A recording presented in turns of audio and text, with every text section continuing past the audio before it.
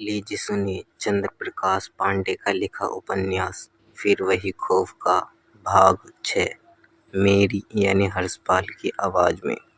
संतरूपा ने जेठानी की ओर देखा। सुजाता के भावों से ज्ञात हुआ कि वे तहखाने में बेटी के साथ घटी घटना जानने के लिए उत्सुक थीं। ठीक है संस्कृति, बताओ क्या हुआ था तहखाने में? आप लोग यकीन तो करेंगे ना? संस्कृति ने आशंकित नेत्रों दोनों छोटी माँ और सुजाता पर ठहर गए। देखो संस्कृति, स्टोर रूम के नीचे गुप्त तहखाने का पाया जाना सामान्य घटना नहीं है। तुम्हारे साथ तहखाने में घटी घटना यदि यकीन करने लायक नहीं होगी तो भी हमें उस पर यकीन करना ही होगा। तुम पहले बताओ कि तहखाने में क्या हुआ था। अरुणोदय की पत्नी और अपनी दूसरी पत्नी माँ अनुजा का आत्मविश्वास पाकर संस्कृति ने कहना शुरू किया। तहखाना मध्य आकार के किसी सदाबहार जैसा था, जिसकी लंबाई और चौड़ाई एक माप की थी। संस्कृति ने अनुमान लगाया कि वह वर्गाकार तहखाना सिर्फ स्टोर रूम के नीचे ही नहीं बल्कि राजमहल के कई कमरों के नीचे तक फैला हुआ होगा। उसकी हैरानी का सबसे बड़ा सबब ये था कि तहखाने में आने जाने के कोई रास्ता नहीं था। दीवार पर लाल रंग के कुछ वाक्य लिखे हुए थे। संस्कृति ये तो समझ गई कि वे वाक्य संस्कृति के श्लोक थे, लेकिन ये नहीं समझ पाई कि वे श्लोक भगवत गीता के उद्धृत थे। वर्गाकार फर्श के केंद्र पर एक ताबूत रखा हुआ था, लेकिन लालटेन पर प्रकाश इतना पर्याप्त नहीं था कि वह अपने यथास्थान से उसी ताबूत पर मुआयना कर पाती। एक ऐसे तहखाने में जिसमें न तो आगमन का कोई मार्ग था और न ही उसके अस्तित्व से राजमहल का कोई सदस्य वाकिफ था। एक पुराना ताबूत संस्कृत रोमांचित हो गई थी। कौतूहल से वशीभूत होकर वह आहिस्ता कदमों से ताबूत की ओर बढ़ी। तहखाने के लोहर्षक सन्नाटे में उसकी पदचाप गूंज रही थी। ज्यों-ज्यों उसे और ताबूत के बीच का फासला कम होता गया, तो नज़दीक ताबूत की छवि स्पष्ट होती गई। नज़दीक पहुंचकर संस्कृति ने देखा कि ताबूत का आकार इतना पर्याप्त था कि उसमें अच्छी कद-काठी का कोई आदमी बगैर किसी कठिनाई के लेट सकता था। वह पंजों के बल पर बैठ गई और लालटेन को ताबूत के नज़दीक ले जाकर उसका मुआयना करने लगी। ताबूत पर भी दीवारों की भांति गीता के श्लोक लिखे हुए थे, स्वास्तिक चिन्ह बने हुए थे। ताबूत से लटक रहे सिंदूर पुते ताले की आकृति भी काफ़ी हद तक स्वास्तिक से मेल खा रही थी। ताले पर मोली धागे के फेरे मालाएं लपेटे हुए थे। ताबूत की दिशा देख संस्कृति के मन में यह विचार सहज ही आ गया कि यह कोई पुराना तांत्रिक क्रिया है जो सालों से यहाँ बंद है। लेकिन ऐसे अर्ज्याम की जरूरत कब और क्यों पड़ गई? उसने खुद से पूछा, मगर किसी संभावित सवाल तक न पहुंच सकी। मन में उठ रहे अनगिनत सवाल उसके कौतूहल को पोषण करने लगे थे, लेकिन जवाब जानने का उसके पास कोई दरिया ही न था सिवाय ताबूत को खोलने के। कुछ सोचकर उसने ताले को हाथ लगाया। ठीक उसी पल भीतर से किसी के सांस लेने की ऐसी आवाज़ आई जैसे कि ताला स्पर्श मात्र से अंदर सो रहे शख्स की नींद खुल पड़ी हो। संस्कृति ने खौफजदा हाथ होकर ताले से अपना हाथ हटा लिया, लेकिन इसके बाद भी सांस लेने की आवाज़ बंद नहीं थी। आवाज़ हूबहू वैसी आ रही थी जैसे उसने स्टोर रूम में सुनी थी। ओह गॉड, इसका मतलब इस ताबूत में कोई है। संस्कृति का कलेजा हलक में आ गया। पिछली रात उसे डराने वाली सांसों की आवाज़ चारों ओर बंद कमरे की तरफ फैल रही थी। उस रहस्योद्घाटन से जोड़कर दिया गया था। वह उसके मुकम्मल वजूद पर हावी हो चला था। वह पीछे मुड़ने का भी साहस न जुटा सकती थी, क्योंकि मन में ये आशंका सिर उठाने लगी थी कि पीछे मुड़ने पर उसका सामना उसी से होगा जो ताबूत में लेटा सांसें ले रहा है। माया। सांस लेने के बीच वह पुकार सुनी दी, जो वह पहले भी सुन चुकी थी। संस्कृति का हलक सूख गया। डर से उसके कौतूहल पर भारी पड़ने लगा। वह तहखाने में अब एक पल भी न ठहरना चाहती थी। जिस्म की कपकपी को संभालते हुए वह उठी। अब उसने तहखाने का कोना कोना डर रहा था। आसपास किसी साए की मौजूदगी का वहम भी उसके साहस का इम्तिहान ले रहा था।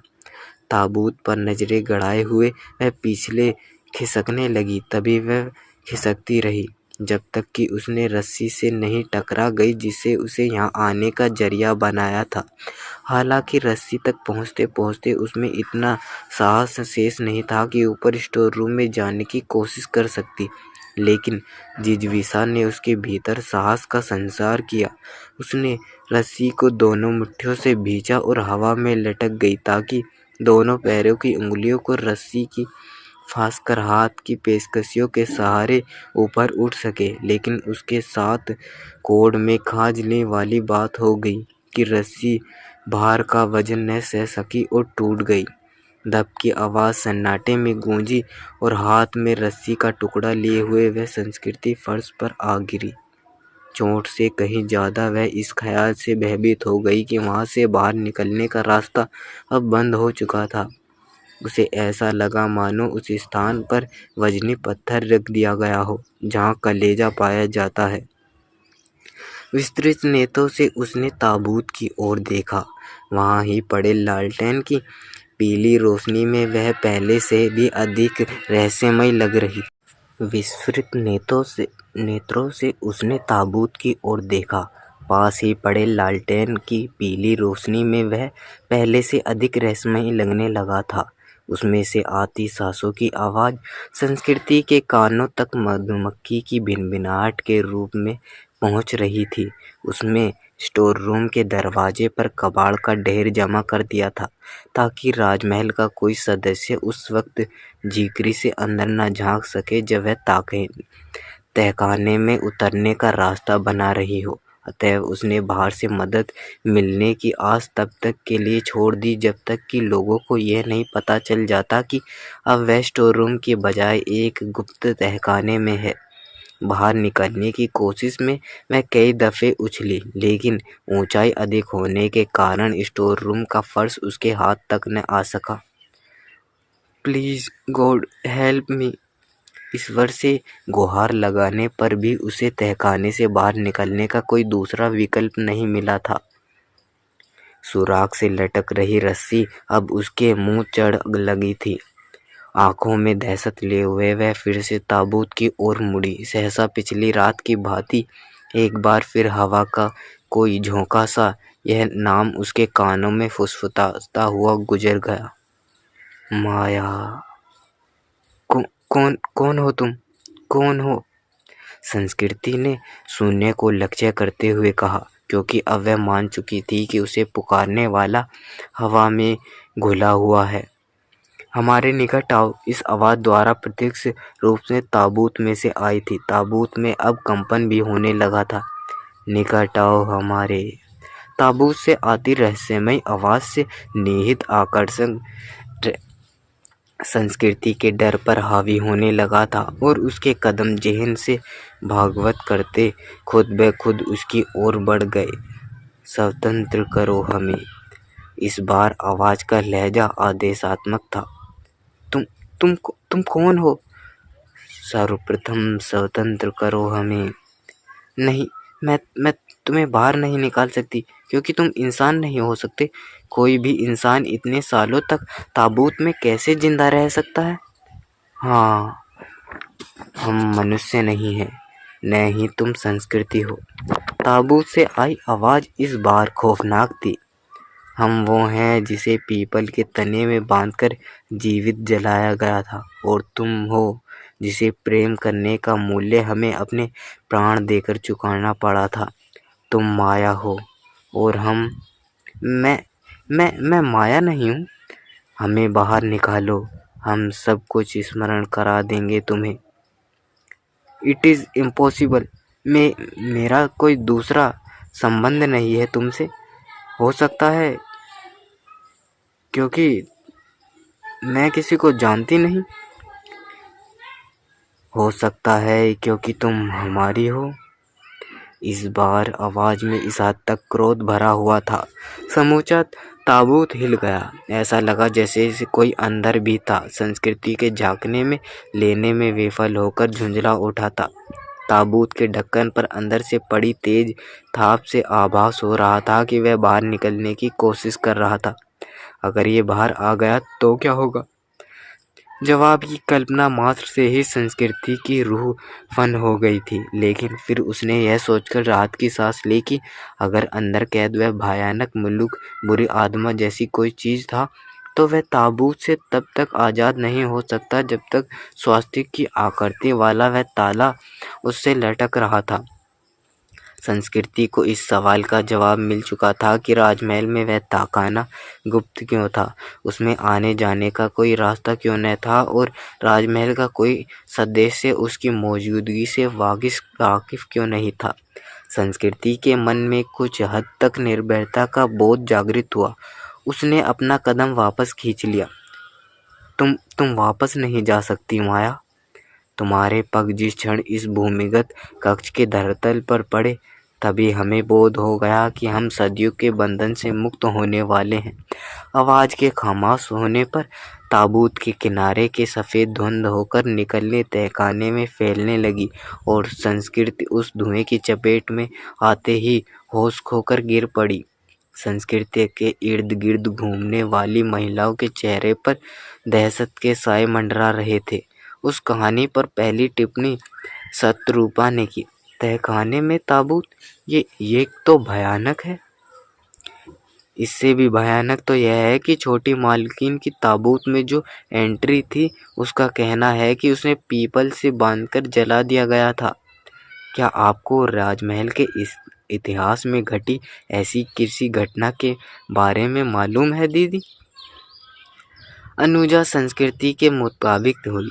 नहीं, सुजाता ने चिंतन स्वर में कहा। यदि राजमहल के रहस्यों के बारे में मुझे इतना मालूम होता तो क्यों स्टोर रूम वाली बात मुझे मालूम नहीं होती? काफ़ी देर तक किसी ने कुछ नहीं कहा। तलवार की धार सी नैपी खोमी तो एक बार फिर शत्रुपा ने ही भंग किया।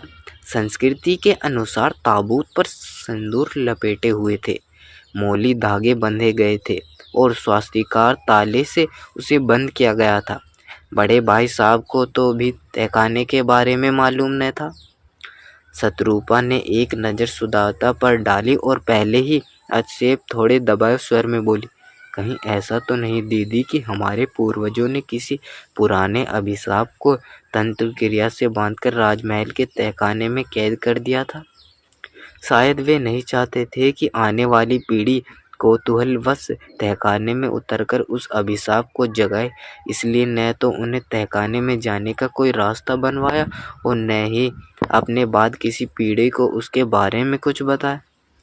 अगर ऐसा होता तो तहखाने में जाकर उस अभिशाप को जगा चुकी हूँ, उसका पहला शिकार बन चुकी हूँ।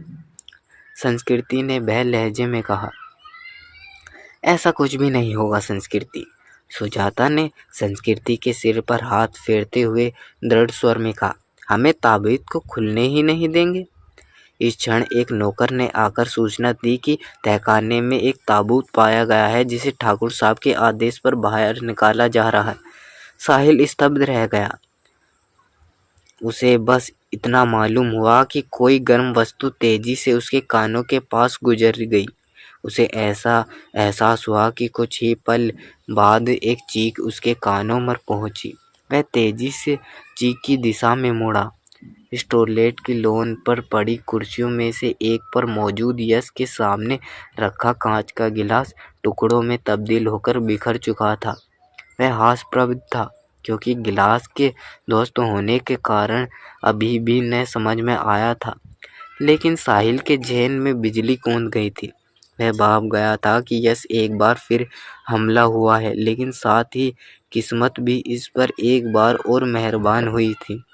बुलेट उस गिलास को ध्वस्त करते हुए उस वेटर के जिस्म में जा घुसी थी जो पास के टेबल पर ऑर्डर सर्व कर रहा था।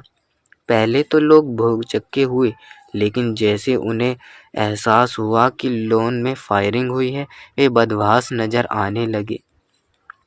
भीरू प्रवृत्ति के लोग भागने का रास्ता तलाशने लगे। भलमन साहिल से नाता रखने वाले कुछ लोग घायल वेटर की ओर बढ़े, जबकि साहिल उस दिशा में मुड़ा जिस दिशा में गोली चली थी। लॉन के गेट पर एक संदिग्ध व्यक्ति दिखा, जो साहिल को नजर पड़ते ही तेजी से बाहर निकल गया। साहिल का माजरा समझने में देर न लगी। वह कर्तव्य विमूढ़ होकर खड़ा यश को ताकता रहा। Hurry up! उस यश की बाहें पकड़ी और गेट की ओर दौड़ लगा दी। क्या हुआ? भौचक के यश ने साथ दौड़ते हुए सवाल किया, लेकिन साहिल बगैर कोई जवाब दिए उसे लिए हुए गेट के पास पहुंचा।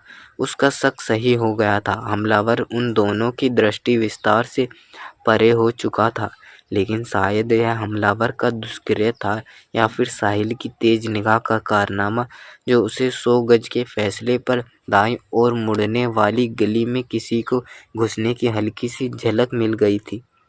वह बुरी तरह हाफ रहा था। घड़ी के एक मोड़ पर ठहरकर उसने पीछे देखा।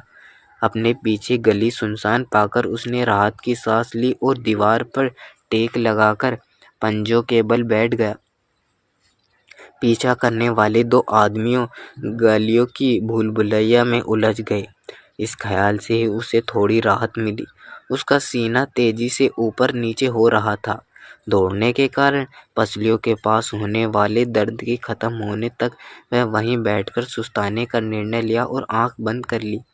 उसके जिस्म पर मौजूद कपड़े इस श्रेणी के नहीं थे कि उसे भगोड़ा या लुच्चा समझा जा सके।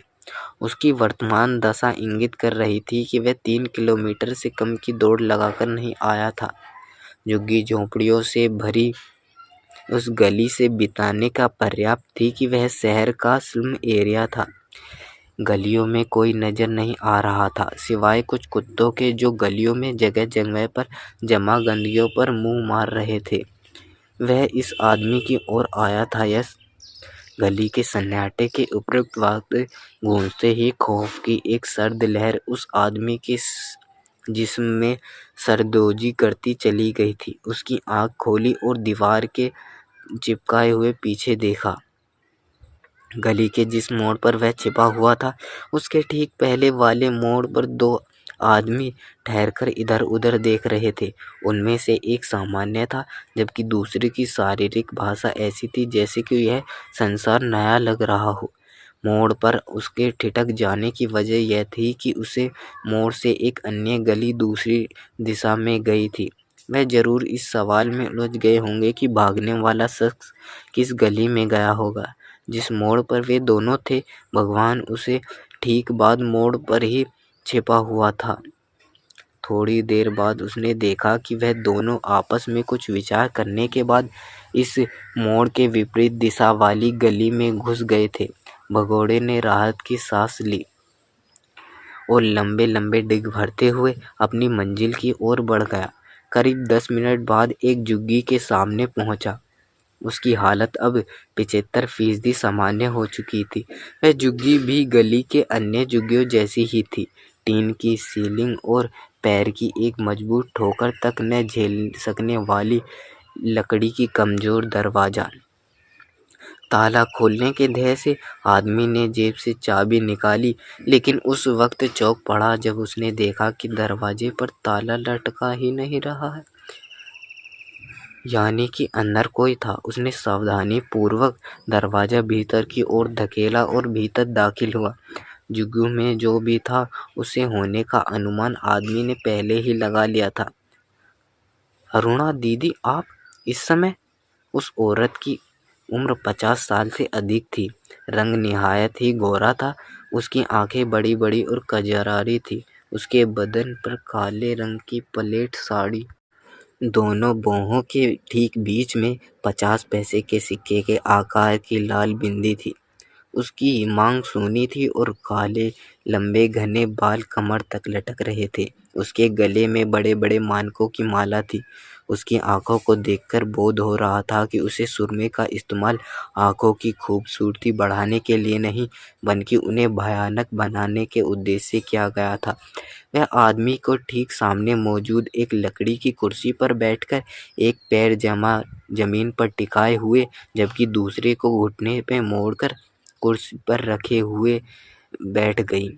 उसके बाएं हाथ में एक लाठी थी जिसका ऊपरी हिस्सा चमगादड़ की मुखाकृति वाला था और दाहिने हाथ में एक लंबा चाकू था जिसके चमचमाते हुए फल में वह अपना अक्सर निहार रही थी। भीषण क्रोध के कारण उसका खूबसूरत और रहस्यमय चेहरा बेहद डरावना नजर आ रहा था। उसके होठों की बेपनाह सुर्खी उसे लगातार पान चबाने की आदी होने की चुंगल कर रही थी। आदमी का संबोधन पाकर अरुणा ने उसी भयानक औरत के चाकू से नजर आ रहे अपने अक्स के ध्यान हटाकर उसकी ओर देखा। आप इस वक्त? आदमी ने हकलाते हुए टूटे फूटे लहजे में पूछा। एक चाकू खरीदा है हमने। अरुणा ने चाकू के फल पर उंगली फिराते हुए भयानक अंदाज में कहा। इसकी धार की जांच करने चाहते हैं, इसलिए यहाँ आए हैं। मैं समझा नहीं अरुणा दी। आदमी का हलक सूख गया। चाकू के फल पर उंगली फिराने के कारण अरुणा की उंगलियों से खून बहने निकला था। उसने उस खून को जीभ फिराते हुए पूर्व भयानक लहजे में कहा, दरवाज़ा बंद करके हमारे पास आओ, हम ढंग से समझा देते हैं तुम्हें। आदमी शायद उसका अंदाज देखकर उसके इरादे की कल्पना कर चुका था। दरवाज़ा बंद करके उसकी ओर बढ़ते हुए उसकी टांग काँप रही थी। लंबी दौड़ के बाद शक्ति क्षीण होने में जो कसर बाकी रह गई थी उसे अरुणा के खौफ ने पूरा कर दिया था। घुटनों पर बैठ जाओ। उसके निकट आ जाने पर अरुणा ने आदेश दिया। खौफीदा आदमी के आदेश का पालन किया। अरुणा ने चाकू के फलक में किसी तरह अपना अक्स देखा।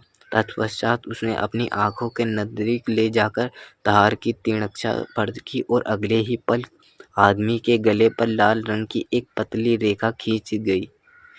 उसकी गर्दन की कई नसें एक साथ कटी और उसकी बहती खून की धारें तेजी से कमीज की ओर सरकने लगी। उसके होठ कांपने लगे, कोई शब्द नहीं उगल पाए। उसने पलकें खोली रखने का कोई किसी ऐसा न लगा जैसे पलकों पर वजन पत्थर रख दिया गया हो। उसका बेजान होता शरीर जमीन पर गिरता उससे पहले ही अरुणोदय ने लंबे बालों के से अपनी मुट्ठी को भींच लिया और उसका जिस्म जमीन पर गिरने की बजाय लहरा रह गया।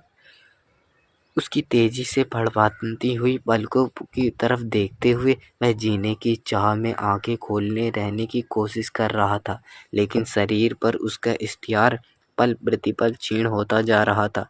वह प्राणोत्सर्जन के अंतिम चरण में पहुंच गया था। क्यों? अरुणोदय ने उस अंधेर में इंसान के चेहरे पर इस कदर दृष्टिपात किया मानो वह जीवित हो। उसकी भंगिमाओं में तेजी से परिवर्तन हुआ। कजरारी लेकिन भयानक आंखों में खून उतर आया। वह इस कदर दांत पीसती मानो शब्द को उंगली से चबाना चाहती हो। क्यों तूने बेवकूफ़ी की थी भीमा? झुग्गी में रहने वाले तुझ जैसे भिखारी को हमने कैबिज की चमक दमक से रूबरू कराया, क्या इसलिए कि तू नायाब हो जाए? तेरी पहली खता तो माफ़ किए हुए हमें तुझे यश को ठिकाने लगाने के लिए यह दूसरा मौका दिया। क्या तूने फिर भी उसमें नाकामयाब होकर इस बार तूने भाई को अपना ठिठक का पता भी दे दिया? तुझे बता बहुत उम्मीदें थी भीमा। हमारे पूर्वज राजमहल के तहखाने में कैद जिस अभिशाप के उपासक थे, उस अभिशाप को एक बार फिर राजमहल पर जलजला बनकर टूटते हुए देखने की हमारी चाहत को पूरा करने के लिए हमने तुझे सहयोगी के रूप में चुना था। लेकिन तू हमारी एक भी कसौटी पर खरा नहीं उतरा।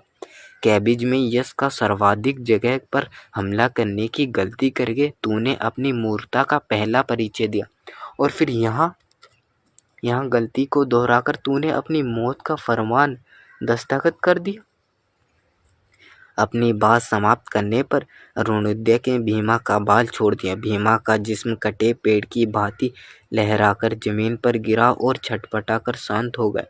अरुणा ने चाकू पर लगा खून साड़ी से पोंछा और उसकी नोक को भीमा के खून से डुबोकर जमीन पर कुछ लिखने लगी। वह इस गली में आया था, लेकिन अब कहाँ गायब हो गया? गली को सुनसान पाकर साहिल ने उलझे हुए स्वर में कहा, पर वो कौन था? शायद वही जिसने तुम पर पहले भी अटैक किया था। साहिल यश की ओर घूमा। मैंने तुमसे पहले ही कहा था कि यश कोई जरूर है जो तुम्हारी जिंदगी के ग्रहण की तरह जुड़ चुका है, लेकिन क्यों? मैं किसी अज्ञात हत्यारे के निशाने पर क्यों आ गया हूँ? इस क्यों का जवाब ही तो तलाशना है यश। मुझे लगता है कि हमारी गलत दिशा में आ गए हैं। इससे पहले कि साहिल कुछ कह पाता, पीछे से एक आवाज़ आई, किसी की लाश है क्या? तुम दोनों लगभग एक साथ ही आवाज़ में मुड़े। पीछे अधेड़ उम्र की एक औरत थी, जिसके हाव भाव सामान्य होने के बावजूद भी रहस्यमय लग रहे थे। उसके हाथ में एक लाठी थी। लाठी के जिस सिरे को उसने थाम रखा था वह चमगादड़ की मुखाकृति वाला था।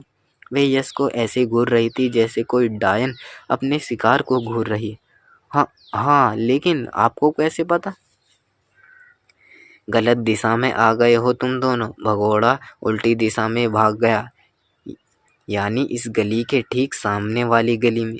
साहिल ने यश की ओर देखा। दोनों ने एक दूसरे की आंख में यह सवाल पाया कि इस औरत की बातों पर विश्वास करना चाहिए या नहीं। महिला उस दुविधा भाग गई। उसने कहा, मैं उस गली से होकर आ रही हूँ। थोड़ी देर पहले एक आदमी को बदमाश भागते हुए देखा और फिर यहाँ तुम दोनों को देखकर मुझे पता लगा कि तुम दोनों बचकर भाग रहा है। क्या आप जानते हैं कि वह किस ओर गया? उसकी झोपड़ी इसी गली में है। जाहिर है वह आपकी झोपड़ी में ही मिल गया हो। महिला की आंखों में एक तेज चमक उभरी, लेकिन साहिल और यश में किसी के इस पर गौर नहीं किया। क्या आप हमें उसकी झोपड़ी तक पहुंचा सकती हैं? सामने वाली गली में नाक की सीध में 2 गज जाने पर जिस दरवाजे पर खुले हुए मिलेंगे वह उसी की झोपड़ी होगी। ज़्यादा मुश्किल नहीं होगा पहुंचने में। महिला यश पर एक नज़र डालते हुए मुस्कुराकर आगे बढ़ गई, जबकि साहिल यश के मुताबिक होकर बोला, अगर वह आदमी हमारे हाथ लग गया तो कोई खुलासा जरूर कर सकता है।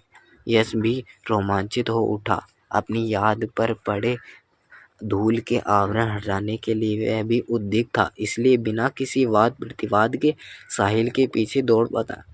जल्द ही वे दोनों महिला के कहे अनुसार खुले दरवाजे वाली झोपड़ी के सामने खड़े थे। शायद वह इसी झोपड़ी की बात कर रही थी। साहिल ने यश को स्थानांतरित खड़े रहने का स्थान करते पहले खुद झोपड़ी की चौखट पर कदम रखा, लेकिन अंदर झांकते ही बुरी तरह घबरा गए। क्या हुआ? यश ने संचित लहजे में पूछा। लाश, अंदर लाश है, एक आदमी की। साहिल हकलाया। अंदर मौजूद लाश औंधे मुंह पड़ी हुई थी। उसकी गर्दन के नीचे के खून बहकर जमीन पर फैल रहा था। जिस स्थिति में लाश पड़ी हुई थी, उस स्थिति में चौखट पर रहकर यह जानना मुश्किल था कि उसकी गर्दन पर चाकू फेरा गया है। अब हमें क्या करना चाहिए? यश ने पूछा। साहिल ने आसपास देखा। सन्नाटे में फैला हुआ सिवाय उन दोनों के वहाँ एक परिंदा तक नजर नहीं आ रहा था। उसके जहन में कोई विचार तेजी से कौंधा। उसने यश की कलाई पकड़ी और उसे साथ लिए हुए बिजली की तेजी से झोपड़ी में प्रविष्ट होकर दरवाजा बंद कर लिया। यश न कुछ बोलने से पहले ही उसने कहा, इससे पहले कि हत्या की खबर फैले और पुलिस यहाँ आ जाए, हमें इस जगह की छानबीन करके इस आदमी के बारे में कुछ जानना चाहिए। वे दोनों लाश के पास पहुंचे। साहिल ने मरने वाले को पहचान लिया। ये वही था जिसने रेस्टोरेंट से भागते हुए देखा था। उसकी गर्दन से खून रिसकते हुए अभी तक जमीन पर फैल रहा था। झोपड़ी को देखकर हस्त प्राण की आर्थिक हैसियत का अंदाजा लगाया जा सकता था। सरसरी नज़र से माहौल का जायजा लेने के बाद साहिल ने जहन में 2 सवाल आए। पहला कि यह उसके पास रिवॉल्वर कहाँ से आया, दूसरा, ये तो भिखारी जैसी हैसियत वाला आदमी कैबिज कैसे पहुंच गया? पहली नज़र में वह ऐसा कोई सुपारी किलर भी तो नहीं नज़र आ रहा था, उसे अपने शिकार पर घात लगाए हुए कैबिज तक पहुंच जाए। उपयुक्त के अलावा साहिल के हैरत का सबसे बड़ा कारण ज़मीन पर खून से लिखा हुआ वाक्य था, जिसके ज़्यादातर अक्षर खून के बहाव के कारण बिगड़ गए थे, लेकिन फिर भी लिखा हुआ वाक्य अच्छी तरह समझ में आ रहा था। माया आ चुकी है, शमशानेश्वर भी आएंगे, वह मरेगा दाहिनी कलाई पर, स्वास्तिक साथ के सिंह जन्मा है। साहिल के यश की ओर देखा, वह सहमा हुआ और हैरान था। वह लपक कर उसके पास पहुंचा और दाहिनी कलाई पर नज़र डाली। वहाँ जो जन्मजात निशान नज़र आ रहा था वह काफ़ी हद तक स्वास्तिक से मिल रहा था। साहिल के उस निशान पर इल्म पहले से ही था, लेकिन इससे पहले न तो उसके और न किसी के परिवार के अन्य सदस्य ने उस निशान की पहचान स्वास्तिक के रूप में की थी। तो क्या यश वह 2 बार हुए हमले की वजह यह स्वास्तिक है? क्या कोई केवल इसलिए इसे मारना चाहता है कि यह इस स्वास्तिक चिन्ह के साथ जन्मा है? लेकिन ऐसा और क्यों? अब तक यश की खून से लिखे वाक्य को पढ़ चुका था और साहिल की व्यग्रता का कारण भी समझ चुका था। क्या मेरी कलाई का ये निशान ही स्वास्तिक है? साहिल के अंधेरों पर जुबान फेरते हुए हाँ, मैं गर्दन हिलाई। तो क्या हुआ? क्या मैं मरने वाला हूँ? पागल मत बनो मयस, साहिल ने झुंझलाते हुए कहा। मेरे होते हुए कोई तुम्हारी परछाई तक भी नहीं छू सकता। एक बात तो अब बिल्कुल साफ हो चुकी है कि तुम्हारी यादें न जाने के ऊपर वाले हमले से कोई संबंध नहीं है। हमलावर तुम्हें मारना चाहता है, उसे तुम्हें मारने के लिए तुम्हें पर गोली चलाई थी, न कि तुमसे तुम्हारी पहचान छीनने के लिए। तो फिर मेरी याददाश्त कैसे गई? मुझे यदि किसी की याद नहीं आ रहा कि मेरे साथ क्या हुआ था। यश के लहजे में विवशता थी। वह औरत सब कुछ जानती है, सामेश्वर कौन है, माया कौन है, ये सब उसे मालूम होगा। उसी इस आदमी को मारा, वरना उसे कैसे पता चला कि वह इस आदमी का पीछा कर रहे हैं? लेकिन वह इसे क्यों मारेगी?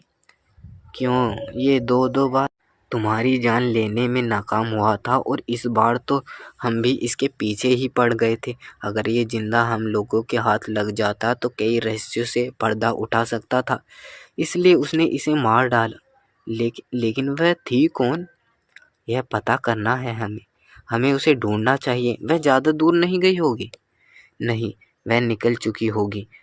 अगर उसने पुलिस को फ़ोन कर दिया तो हम यहाँ रुकने से खतरा हो सकता है। हमें यहाँ से निकलना होगा, चलो। साहिल यश की बाँह पकड़कर उसे दरवाजे की तरफ खींचते हुए बोला। तुम्हारी बेटी किस हालत में है अब? ड्राइंग हॉल में निस्तब्धता के कुलगुरु ने गंभीर स्वर को भंग किया। काफ़ी हद तक सुगाधार है, लेकिन अब भी बहुत ज़्यादा डरी हुई है, दिग्विजय ने जवाब दिया। ड्राइंग हॉल में कुलगुरु के साथ केवल 3 भाई थे। इसके अलावा वहाँ न तो कोई कुलगुरु के अंगरक्षक शिष्य थे, ना ही राजमहल के अन्य सदस्यों में से कोई था।